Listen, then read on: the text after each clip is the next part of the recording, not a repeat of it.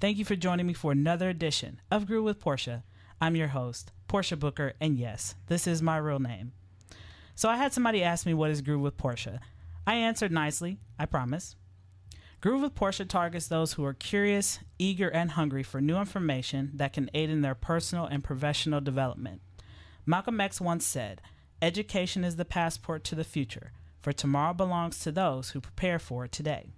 Never stop learning. Be a sponge for the rest of your life. Before I jump into my topic for today, I want to start off with a little history lesson. Thanks for joining me in the studio today, Miss Carmen Hall from the Willow Cove Art and Wellness Boutique. Welcome, Carmen. Thank you, Portia, for having me. I'm excited. I'm glad that I was able to connect with you, through our mutual connect, Miss Lana Gamble. Thank you again. I had the opportunity to work with Lana beforehand, and I just think she's an overall just wonderful person. I love her spirit. She's amazing. I mean, just so calm, just so funny too. I mean, a couple times when me and her were talking, during our other interview, I had to cut the mic off because I was laughing so hard. I'm like, oh my God, she is hilarious. Yes. All right, so it is National Regifting Day. So each year before Christmas, people across the United States participate in National Regifting Day. This day was chosen in honor of office parties and the unique Christmas gift exchange that they do. This particular day in December appears to be the most common day for companies to hold their annual employee company Christmas party. As a method of recycling, approximately 14% of those surveyed believe that regifting is becoming more popular for that simple reason alone. While it may be an official holiday in some states, we suggest caution when deciding to regift something. The term does suggest, after all, that the item is unwanted to begin with and may be unwanted by its next recipient. So keep in mind the following before you regift an item that you may or may not want. Regift only when certain the recipient will enjoy your unwanted gift. If at any time you refer to it as junk, clutter, or a dust collector, it's probably not regiftable. The gift is brand new, as known as unused, and in its original packaging. No hand-me-downs. I mean, what do you think about that, Carmen? Well, I have to say that I am a celebrator of that wonderful special regifting day. I think that sometimes you do receive items that you think in your mind, as soon as you see it, you think of somebody in particular. You're like, you know what? I don't really do pink, but I know somebody who loves pink, so, something like that. So I found myself participating. Or even certain scents of candles or something like that. Like, I might not care for peppermint, but I might know somebody at my workspace or somebody, another family member who really enjoys the scent of peppermint. And I was like, you know what? I won't, say anything to the person that gave it to me, and I can say, I'll rewrap that and give that to somebody else. Yeah, I agree. Not always the regifting is a bad thing. Right. And that's what I think some people get confused, like, oh, you're just giving me this because you think it's junk. Mm-hmm. But no, maybe because I had good intentions, like, oh, I thought of you. Maybe, I know that you like this, and I know that it's not something that I particularly care for. Mm-hmm. I mean, I've had that happen before. I think somebody gave me a rosy body spray, and don't get me wrong, there's a lot of different perfumes and colognes. They all appeal to different people's senses. But for me, roses and flowers, they make my nose burn. So one of my good friends, she loves them. So I, accepted the gift from said person. I said, oh, thank you, I appreciate it. But, I gave it to this other person. Made sure that it still stayed in the wrapping. That makes sense. It makes sense. That something doesn't go to waste. Exactly. I think sometimes we get those gifts for Christmas where we just let them collect dust because we forget about them. Like the ugly sweater thing. Oh my gosh. Which ugly sweaters have become popular again. They do the ugly Christmas sweaters, and I do that sometimes every year. I'll decorate my ugly sweater. Last year, my other job, we got to wear ugly sweaters to work. Yeah. So mine had a gingerbread man on it, and I got a little gingerbread man to sit on top of my shoulder. Creative. And then I had little lights wrapped around, and the gingerbread man was holding the lights. And I think the caption on the shirt said something on the lines of, he's a keeper if he's like warm, if something on the lines of that. And so I wanted to make a little sign for the little gingerbread man on my shoulder that says, "Don't listen to him. He's lying," you know. Oh. That's something. I mean, and that's a good idea, though. But that, like the ugly sweater thing, I've also participated in that. Every year, a group of girlfriends, we have a party. And so one of the themes one year was the ugly sweater. And then some of them, like, would just buy an old ratty kind of sweatshirt from the Goodwill.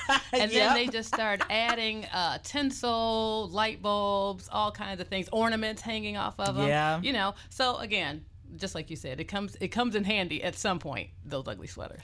Yeah, I think every gift that you get, whether it's something you're going to use personally or, you know, something that you may not care for, I think anybody can use it.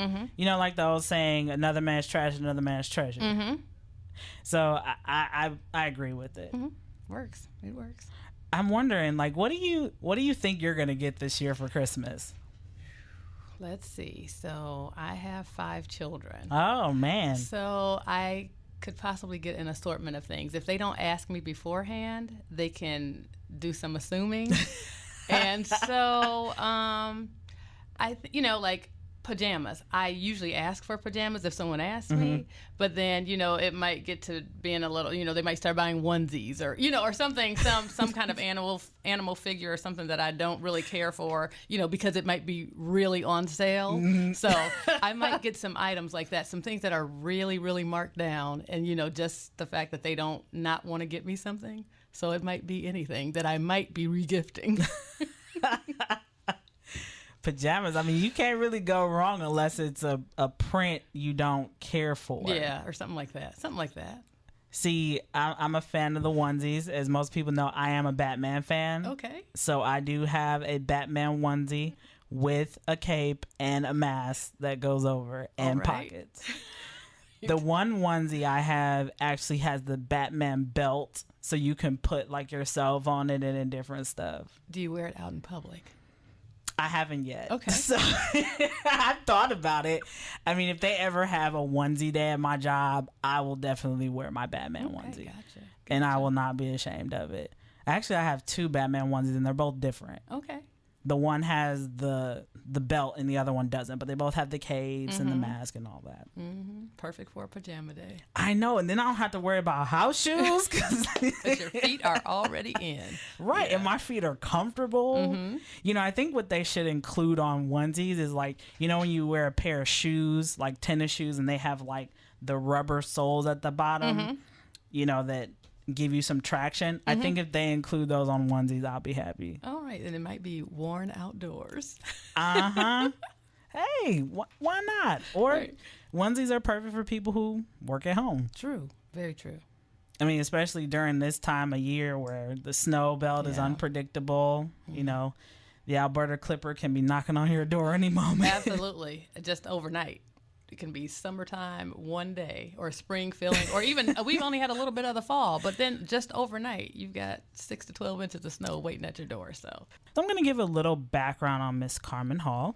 Carmen is a personal growth coach who identifies as a healing agent, a transformation specialist, and a provider of psychological first aid.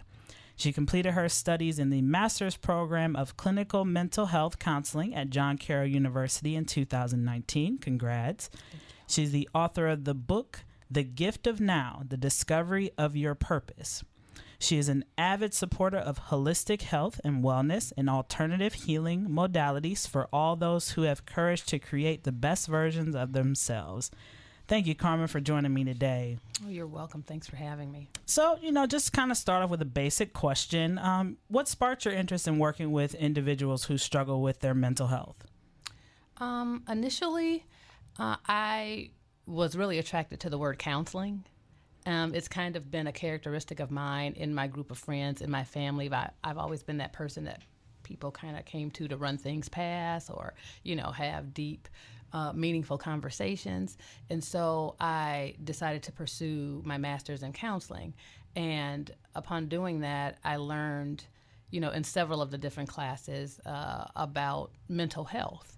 And not even really knowing how to associate that because of, people having diagnoses of different things. And I kind of assumed that that's what all mental health entailed. Mm-hmm. However, I also started having the thoughts of, people go through stuff every single day, like in their lives. They have daily activities or daily events that happen that doesn't require diagnosis, mm-hmm. but that is still included in the mental health definition, if you will. So that's kind of what sparked it for me. I wanted to be able to be an ear and also be a voice for those who do have a diagnosis and those who don't have one, who just might need help processing regular everyday life's events.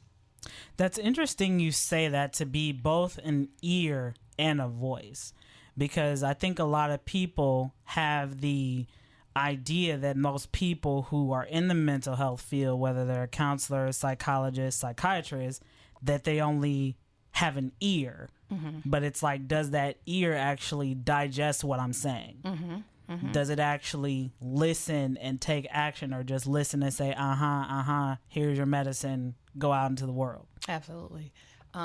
You hit a nerve with me when you said anybody who works in the mental health profession, that either they think of it as counseling and that ear part that you just so described so well. I try to think of myself, and I hope that others think of me as a mental health advocate. And I put the word advocate on there because it has a positive connotation mm-hmm. to it. So I want people to feel like something is really not, there's not some horrible thing wrong with me, and that there mm-hmm. are people out here who can support whatever the thing is that they're going through, whatever that is, whatever it is. It can be, you know what, I don't know. It's hard for me to get my kids together in the morning. I feel really unorganized, or this, that, and the other. Some people feel like, that's an organizational thing. You're lazy, or you're this, or you're that. It's not necessarily that. It right. can really be that people need some assistance with help with learning coping skills or strategies of how to organize, or if you got toddlers or babies or school-age kids, and how to put that all together and do it in a calm way where you don't have to lose it every morning. So just different things like that. That's what I like about it. Well, it's good that you say advocate, because I think a lot of people who are in the mental health field, they don't always say that they're an advocate. Mm-hmm. And to me, you can tell by people's actions. Mm-hmm. I don't care what people say via verbally. Mm-hmm. I need to see what you're doing. Mm-hmm. Mm-hmm. And so, that's a good thing that you're very transparent about that. Mm-hmm. You're all for, people's well-being and them getting better and being back into society as productive members. Absolutely. That term advocate, again, reads to me as a person who supports somebody who's having an issue, or that needs some kind of support or help in anything, and also being a resource. So mm-hmm. if it's not something that I can actually do for them, I can provide community resources that can actually help them in the area where they might need help at. And that's a lot of time what people are, I don't want to say crying out for, but that's mm-hmm. what they're asking for. Yeah. I just need some help. I don't know everything. So is there anybody out there who can hear me? Or again, who can be that voice for me if I don't know how to communicate with somebody at the illuminating company, or somebody, if I need help with learning what to do when it's time to go to an interview. Like everybody mm-hmm. automatically assumes that people know all the skills and all the ins and outs of, getting a job successfully. People they're frustrated, they have anxiety, they have fears about the things that they simply don't know. So I'm hoping to be that person that can kind of stand in the gap or provide that information. Yeah, and that's wonderful. Absolutely wonderful. Like I did in your introduction, you said you provide psychological first aid to those in need. Kind of elaborate on that, and what exactly does that mean? Providing psychological first aid for me means making myself available. making a person feel like they're being heard, making a person feel like they're not being judged, and also giving people permission to have whatever feelings they have about whatever their situation is, and then help them come to some medium about getting to the other side of that. So that's what providing psychological aid means to me, just for the client or for the patient or for the person that needs some help. Just really being there and being an ear and allowing people to feel like they're being valued and what they're saying is important. That's different. I mean, because when I think of first aid, I think of, the first aid kits that you have at home with the Band-Aids, the alcohol, maybe aspirin, or even some that carry that little vial to remove like a bee sting. You don't think of an advocate, especially for people who struggle with their mental health, as a psychological first aid, a walking one, a physical one that you can have conversation with, like me and you. Absolutely. And people are, what I think what's happening is that people are, a lot of things are playing over and over in their heads. So not knowing who you can talk to without feeling judged about a situation allows people to keep it in their heads. So I want to be that person.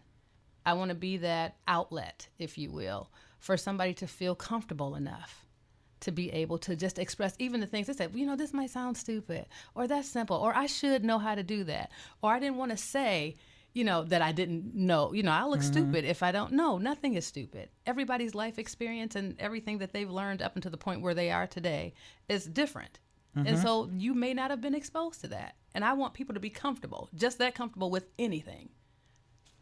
I like that you're saying comfortable, because I think there's an issue with being comfortable, especially when it comes to conversations around mental health. You tell somebody, oh, I've been feeling down today. Well, you have nothing to be sad about, but they don't really see all the stuff that we're going through. You can have children that you may have a sick child, or, maybe you're having trouble at work. Maybe it's a stressful work environment.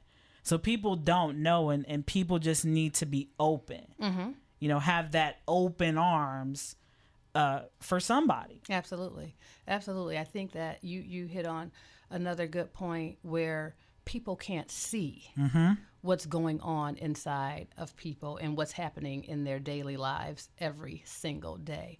And it gave me the thought about the word trauma, and I'm not sure if we're going to go into that or not. However, a lot of times people think trauma is some huge, it is a huge event, but to some people, it has to be a car crash outside right in front of us, or we were in a car crash, or, someone died suddenly. Yes, all those things are traumatic, but I often think of little kids who sometimes get up in the mornings and there's no breakfast at home for days at a time. And then they don't eat until they get to school, or either they don't have a comfortable bed to sleep in every night. And so that's traumatic. But we're not thinking of those kinds of things as traumatic. You see what I'm saying? So we're not thinking of that. But those kids are growing up. So things and events are happening and piling up off of those very basic things from when you were a child, or when a person was, they just didn't have all their needs met. That's traumatic. But we don't think of it that way. Well, no, we put things in categories. Yes, we do. And instead of analyzing each person on an individual basis. Absolutely. We just clump everything in one pot, saying, oh, well, this person has the same things as this other person. But it's like there may be a one-off outlier there. Absolutely. And that's the issue. We need to stop this categorization and actually treat people as individuals. I agree. We're not like herds of sheep. Absolutely. Herds of cat. We're human. We are social people, and we need to connect. And I think that's another issue today, is that we're so connected through social media, but we're disconnected. Like a conversation me and you are having. You see people on their phones at the dinner table. Ooh, look what's going on Instagram. Look who's on Facebook having a ball in the Lamborghini, different things like that. So we're connected to everybody else, but disconnected from really human contact. That's exactly what I was going to say. Human relationships, making eye contact with people. People don't even know how to do that now because they're so used to, like you said, being on their cell phones. Taking selfies. Yeah, texting. They're texting and communicating where a lot of things get miscommunicated through text messages because of how people capitalize words and they put an exclamation point here or there. People are missing building actual relationships through human contact. Yeah, absolutely. I agree. And it's like, how can you change that dynamic when this is the way that we live? That, I was very fortunate when I got my first cell phone. I was in the 10th grade. And so, I was used to having conversations with people face to face. I look people in the eye whenever I talk to them because I like to see their body language. I like to see if you're being honest with me or not. And to me, you can tell that by a person's eye contact. Absolutely. If they're not looking at you, something is off. It's true. That's that shows you either a lack of the skill, if you will, or either just, again, not even having enough interactions to be able to know how to communicate with somebody in that way. And see, me, I like to actually talk to people in person. Don't get me wrong. Social media is a wonderful tool. Yes, it is. It works wonders, especially if you're trying to get, a business started or a campaign, whatever. But just the simple conversation, I like that. I just enjoy talking to people collectively. Seeing how they look when they laugh. Seeing how they look, if you say something that they want to make another point about, I just like being surrounded around people and feeling that energy. Because when people are all together, there's like a strong force of energy. Whether somebody is feeling down, their spirits might come back up. Being around people who, are similar to them, but also you're talking about something that maybe they're going through. Absolutely. Face to face. You hit on that like an awful lot. And then having a certain energy in the room. So somebody can come into a room where there's a whole bunch of laughter and just fun and good positive stuff going on, and they might have walked in down. But because they came in that room, their spirit is lifted just from being present. They may not even have to say anything. Something is happening in the room for them just because. And guess what? Even the positive people in the room, you've entered a room that somebody is able to notice that maybe you're not so well, but then that's an opportunity for somebody to help boost your spirits. So being present is good enough. Just being in the same room is good enough. Where on social media, I can't tell if you're posting all happy faces and smiley faces and you're really going through something. How would I ever know that? Right. You could say that I would never know that. So I can't even, there's no opportunity for me to offer any kind of help or assistance or know that, or you're really sad or you're going through something. And then you see people post on social media. Nobody cares about me. Nobody came to see about me. Well, how do we know? Because, every selfie is a smile. Every single one is a smile. I didn't know. You didn't write a paragraph about how you're going through this, that, and the other, and let anybody know that you needed that kind of help. But on the inside, so we are seeing the faces of a lot of what do I want to say, emotionless people. Yeah, that's what's happening. Yeah, you're absolutely right. And to go back to what you said about being present. I think a lot of people get stuck on social media because they don't want to be present in their current life. It's like there's a disconnect. If something's going wrong in their life, they're scrolling on Facebook or Instagram and not addressing the issue. Avoiding. So it's a whole bunch of avoiding and a false sense of reality. A false sense of reality, because whatever it is that they might be going through in their personal life, whether they know how to address it or not, whether they have the coping skills or strategies to really attack it or do whatever they need to do with it, they prefer to kind of be behind the scenes and kind of giving off that, again, false sense of reality. It's dangerous. It's harmful. It's, again, a lot of people who have mental health issues. People are hiding behind things because they don't have the confidence to address, or they don't have the self-esteem to ask for help. They don't want anybody to think of them as weak, which is a lot of times associated with any kind of mental health issue. But I think, again, that false sense of reality is what's happening. That's what's happening on there. Yeah, absolutely. And I hope that it changes. So do I. Because we need to be present in the moment. We can't keep, looking on Facebook and we're somewhere else, even though we're physically present at the dinner table. We're mentally present in somebody else's world. Absolutely. Vicariously living through them. But on the inside, it's almost damaging to you because you see that this person is, out in California, going down Rodeo Drive, driving the latest cars and, shooting videos with the biggest celebrities or actors and actresses, whatever. And you're looking at that, but it's nice to look at stuff. Don't get me wrong. But, use that as your leverage. If that's what you want to do, go for it. Make a plan, make a goal list. How are you going to get there? And my question I ask people all the time, a lot of my friends, they probably get mad at me when I ask them. I'm like, how bad do you want it? Really? Is it really that important to you? How hard are you willing to work? What sacrifices are you willing to make? How much are you willing to compromise to get it done? And a lot of people are really not that willing. They think it's going to happen overnight, so they don't have the patience to wait for it. So it again, I think we're going to have to, you were saying, what is it going to take? Like, you hope it changes.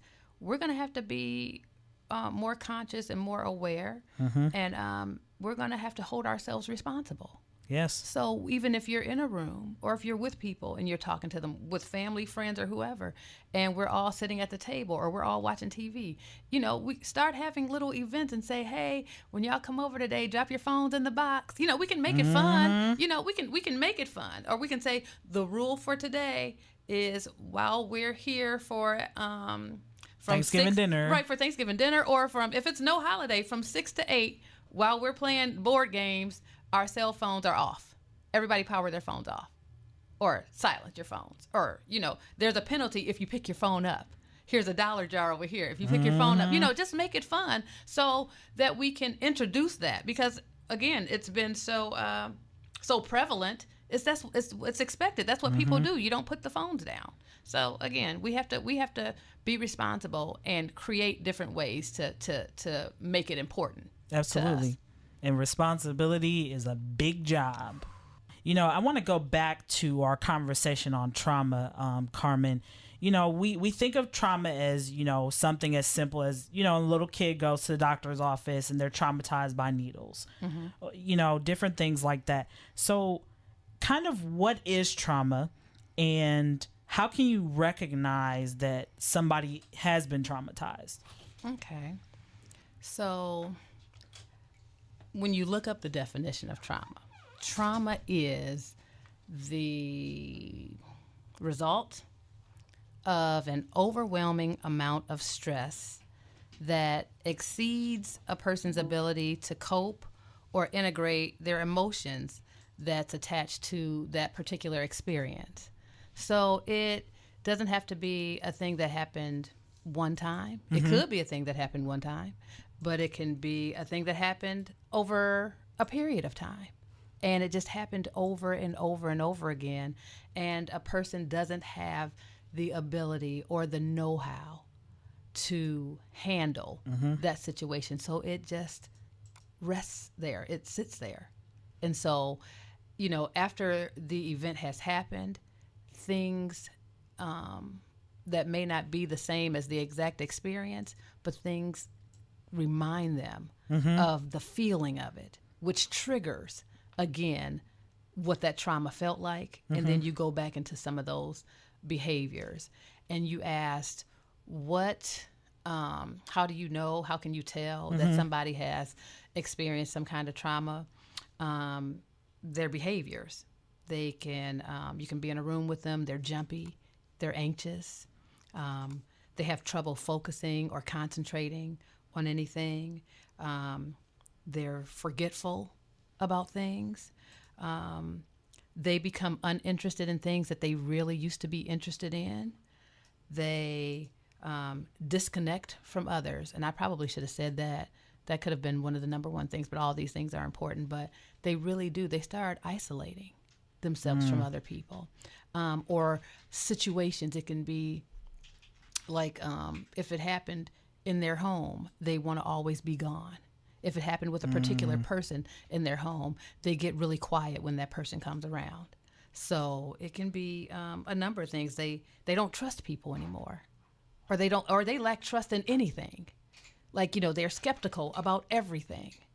And so those are things that can be signs that a person has experienced some trauma. Yeah, and trauma isn't just, limited to kind of like when I use the example of a little kid in the doctor's office being afraid of needles. There's workplace trauma. Absolutely. There's trauma from, when you were in school being bullied. And, since the holidays are coming up, there's traumas that people have experienced during the holiday time, whether, there was a fight at the house or whenever a certain cousin, aunt, uncle comes over, there's always a disagreement. So, Carmen, with the holidays coming up, people are probably going to have lots of family gatherings. They're going to go out together, conversations, different things like that. How can people, cope through the holidays when potentially there's some trauma sitting there? My suggestion would be, say, for instance, if you have some hostile family members, or I don't want to call them hostile, they can be just the lively ones, or the ones who, there's always going to be a conflict, at the dinner table, or they're always going to complain about something. My suggestion is for people who have a hard time dealing with that, I want you to really assess how you're feeling right now before we even reach Thanksgiving and reach Christmas. Think about how you're feeling about that right now. Pay attention to all of your emotions, how your physical body feels, how mentally how you feel about it. And then I want you to say to yourself, is attending this dinner or this gathering worth this bad feeling that I feel? And you assess that. And if you can, say, for instance, if you can say, what, I love going to my family events. I just don't want it to be like, like what it was last year or that. Then if you have the wherewithal within yourself to go and talk to those family members beforehand and try to work some stuff out prior to those big days, get together before that and be like, what, I want this to be like this or like that. Or when you did that made me feel this kind of way. Sometimes I get really anxious when we're real loud around the table or something like that. If you can have those kind of conversations, then have them. But if not, I would suggest you do as much self-care as possible.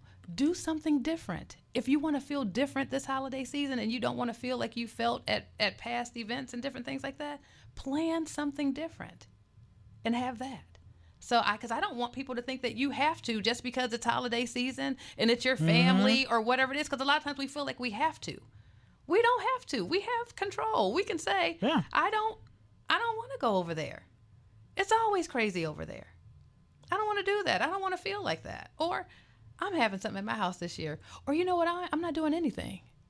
How about I just hang out at home? And that's okay. It is absolutely okay. I think we need to make it okay that we don't follow traditions all the time. Absolutely. And even if you don't really get along with your family, I'm sure there's a friend or somebody that's like, come on over. We got food for years. Absolutely. It's more about addressing how you feel especially if you love the holiday season. You don't want anything to take away from that experience. It comes once a year. Thanksgiving comes once a year. You want to enjoy your Thanksgiving. Take the time, respect yourself, give yourself permission to do something different. You don't have to do the same thing. Or, again, prepare yourself. When you know that, okay, this is what happens, you set your mind up right before you get over there. You say, if it goes this far, I'm leaving at such and such a time. You set your own boundaries for what you want to deal with. And as soon as it starts looking like it's going to cross the line where you feel uncomfortable, you have an option. You don't have to stay. You can go, or you can speak up, whatever it is to make you feel or give you the balance that you need to make it through the holiday, because you don't want it to be something that you don't want it to be torture. You don't want to remember, here we go again. Here's another Thanksgiving. The police got called. Here's another Thanksgiving. They didn't have enough turkey, or, whatever. I don't want to hear. If you don't want to hear complaining, then you can start a whole new tradition. You can start something else. Right. That's my honest opinion. I think that we have to give ourselves permission to feel exactly, to move exactly, to set boundaries, to say yes or no to whatever it is. And we don't have to put ourselves in positions to feel bad or not feel good or not enjoy those special times. That might be our only day off work. You know what I mean? You find ways to enjoy your time off and ways to celebrate your holidays the way that you like to feel during the holiday season. Yeah, I agree. And a lot of people, especially if you work in the health industry, if you work in the news industry, those are industries where you don't always get Thanksgiving, Christmas, New Year's, 4th of July, Labor Day, Memorial Day. You don't always get those off because it's a 24-hour demand. Business. Yeah. Absolutely. So I agree with the self-care. Even if it's just for half the day, you sit at home, I don't know, take you a nice lavender bath, read a book, listen to music. I mean, if you're a neat freak, clean the house, whatever it is. I think the holiday generally should be rest. I agree. I agree with the for those of us who, most of us traditionally spend time with our families, we still get to choose how we want that to feel like, or what we want that to feel like. We have to, again, I'm going to say it one more, probably more times than this, but we have to give ourselves permission to make ourselves be okay in whatever situation. A lot of times we just let stuff be because we'll say, well, that's just how it is. It doesn't have to be that way. We can set boundaries. And I like what you said about maybe half the day. Maybe just say, you know what? I'm going to go. I'm going to show my face. I'm going to, say, hey, happy Thanksgiving, or hey, Merry Christmas to everybody. And then I'm going to make my way on home and do whatever it is, or go out, go to a movie, do whatever you want to do. There's a lot of activities that happen around this Christmas and holiday season that we can do, and we can choose to do something different. Yeah, we don't have to be restricted. And when you do go around family members, be present. Please. With a capital please. Be present physically and emotionally. Absolutely. Be engaged with your family because, you only get one. Absolutely. And we do know. And, I wanted to add to that.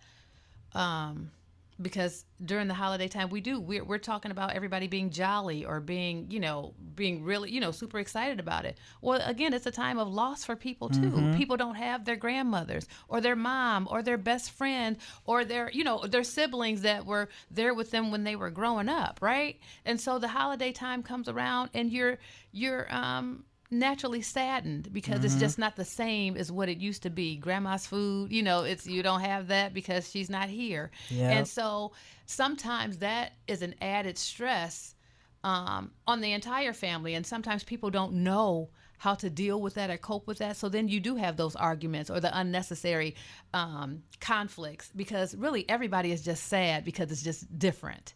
Things are different. And so we just have to be mindful and be kinder and gentler with each other, and just say, you know what, this year I'm not feeling it, but I just want to come over here because, it just reminds me of when Grandma was here, or when when we were little and we used to do this or that, and then you embrace that moment or that feeling, and then and like I said, give yourself permission to do it however that's going to make you comfortable.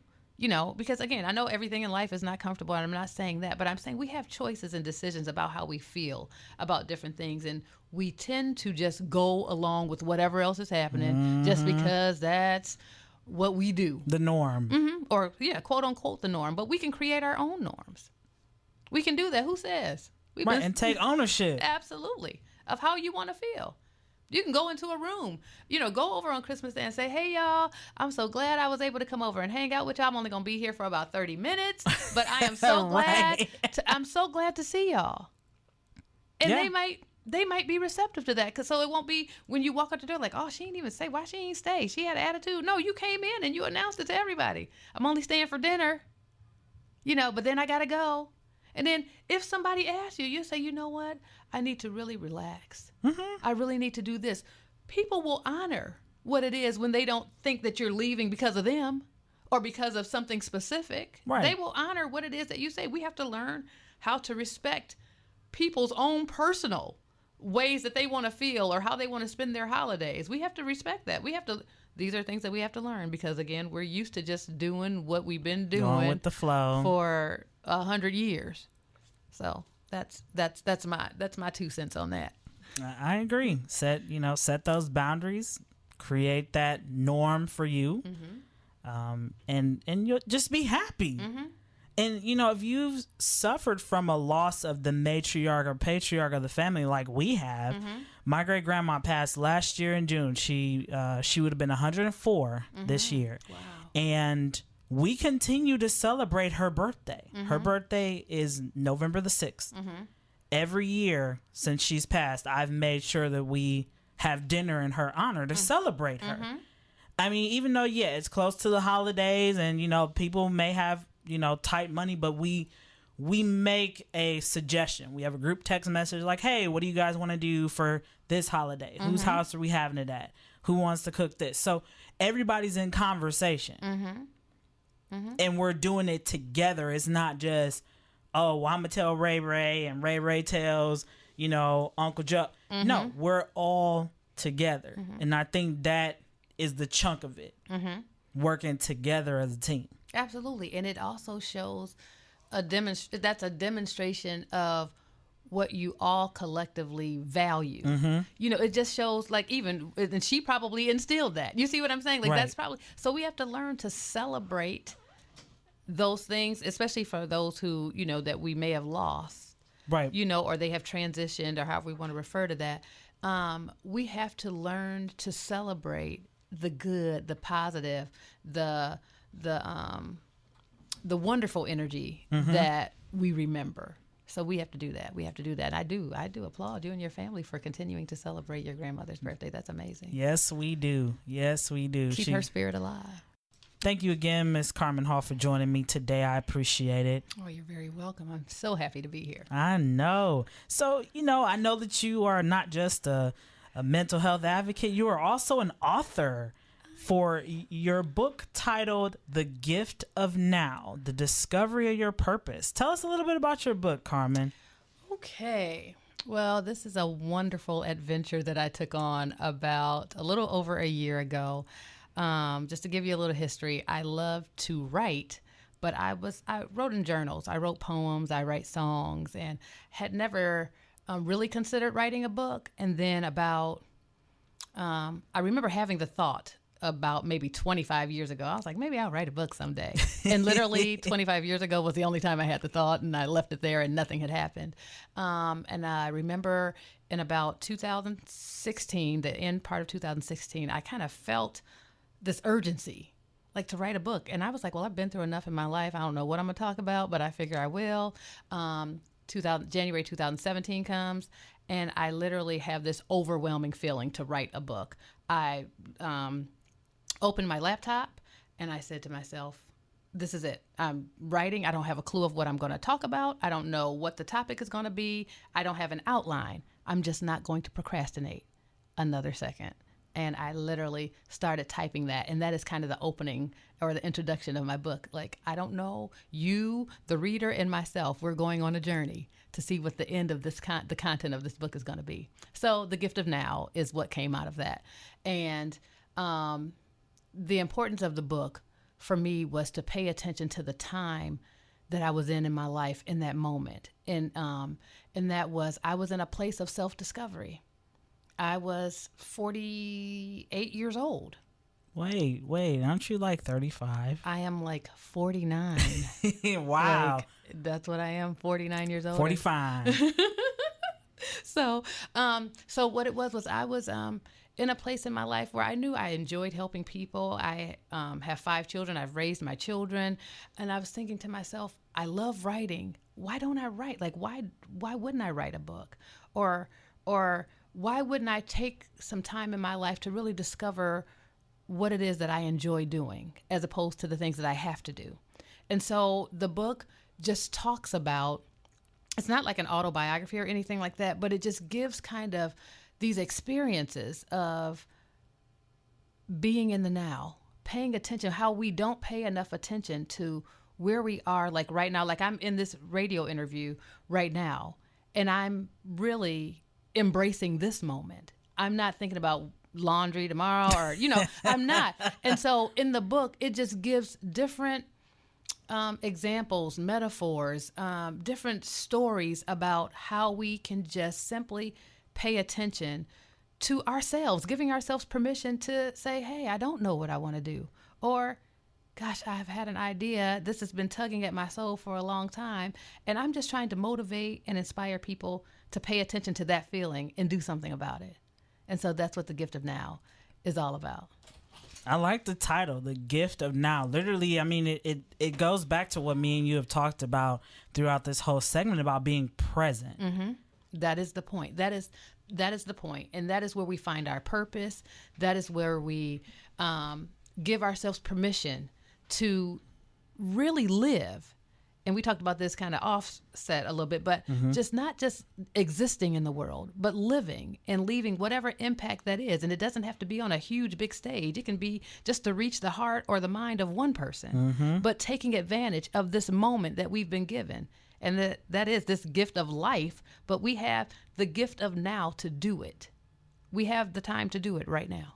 Yeah, and you have to take that initiative. Absolutely. When you, like you said, you wanted to write a book, 25 years ago. And finally, when that fire went out, when it just started getting bigger, that's when you're like, I got to do this. Absolutely. And you have to take advantage of that because, creativity goes from one person to the next. It doesn't just stop with you. Once you let it go, it goes to somebody else. Absolutely. And so one thing I want to say about it is that I talk about in the book, even though you may have fears, even though you feel like I am scared to death, I know whatever it is, it doesn't have to be writing, but whatever your thing is, that you have those fears, but it's the thing that you're passionate about and you love it, but you're so worried about how are people going to receive it, or am I going to be as successful at it as I thought I would be? Just keep doing it. Don't stop. I don't care. I had to walk through my fears to do it. I self-published a book. I hadn't even ever written a book before. And then I was the publisher of the book. I was like, okay, so your energy will draw to you what you need. So whatever you feel like I don't know how to do this, or I don't know how to do that. It'll come just as long as you keep doing it. Keep doing what it is.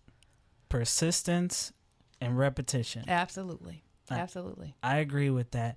Well, Carmen, we got to wrap up here shortly, but, just what advice can you leave with our listeners today, over this holiday season on, just staying positive and working towards their goals for, the new year 2020? The advice that I would leave with you all today is to give yourself permission to address every single thing that's going on in your life. Be mindful of yourself. So many times we often are people who take care of other people, and we are in the habit of that. So I am suggesting to you all to give yourself permission to take care of you. Do whatever it is that you love. Give yourself some time to discover what that is, even if you don't know what that is. Just take some time for yourself. Even in this season that we're in, give yourself permission to do what it is that you love, to seek those things that you never gave yourself a chance to do in your life. Do it, because tomorrow's not promised. So I don't want another day to escape us without us taking time out for ourselves. Absolutely. You use fear. There's a song that I heard a long time ago where you use the acronym of what fear stands for.